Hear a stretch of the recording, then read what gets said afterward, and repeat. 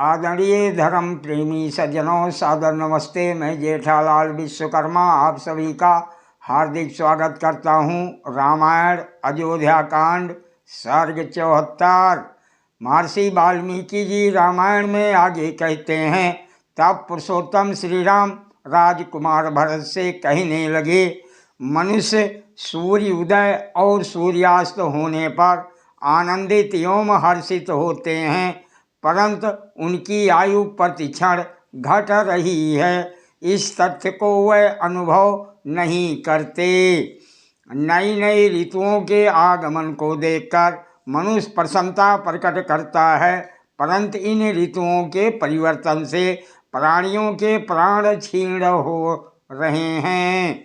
जैसे महासमुद्र में लहरों के द्वारा एक काष्ठ दूसरे काष्ठ के साथ मिल जाता है और फिर समय पाकर अलग अलग हो जाते हैं, वैसे ही स्त्री पुत्र भाई बंधु धन संपत्ति समय से प्राप्त होते हैं, फिर इनका वियोग भी हो जाता है, क्योंकि इनका वियोग होना निश्चित है। हे भरत, संसार का कोई भी प्राणी जन्म मृत्यु के विधान का अतिक्रमण नहीं कर सकता। इसीलिए मृत मनुष्य के संबंध में शोक मनाते हुए भी मनुष्य अपनी मृत्यु को परे धकेलने में असमर्थ हैं।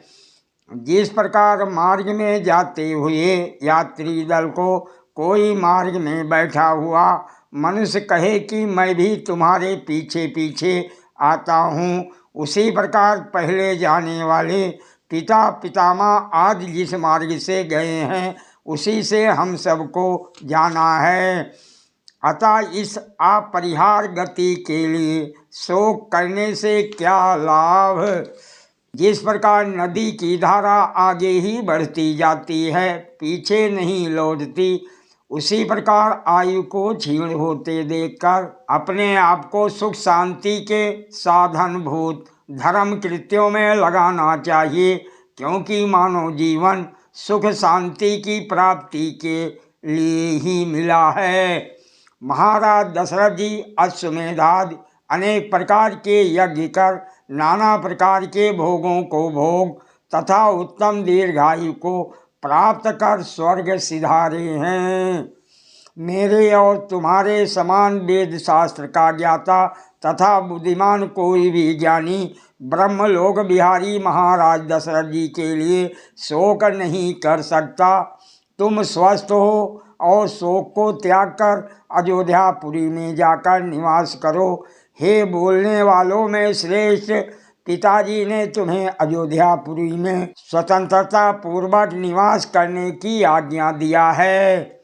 पुण्य कर्मा पूज्य पिताजी ने जहाँ मेरी नियुक्ति की है, तद अनुसार वहाँ रहता हुआ मैं भी पिताजी की आज्ञा का पालन करूँगा। हे शत्रुओं का दमन करने वाले, मेरे लिए उनकी आज्ञा का उल्लंघन करना उचित नहीं है और आपको भी उनकी आज्ञा का पालन करना चाहिए। वह हम लोगों के शुभ चिंतक और पिता हैं। हे पुरुष सिंह, जो मनुष्य धार्मिक और दयालु हैं, जिन्हें अपना परलोक बनाने की इच्छा है, उन्हें बड़े लोगों की आज्ञा माननी ही चाहिए। हे नरश्रेष्ठ, तुम पिताजी की सत्य प्रतिज्ञा का स्मरण कर अपने मन में अब राजधर्म को स्थापित करो, अर्थात पिताजी की सत्य प्रतिज्ञा को पूर्ण करने के लिए अयोध्या में जाकर राज करो। सादर प्रणाम। जय सिया राम जी की।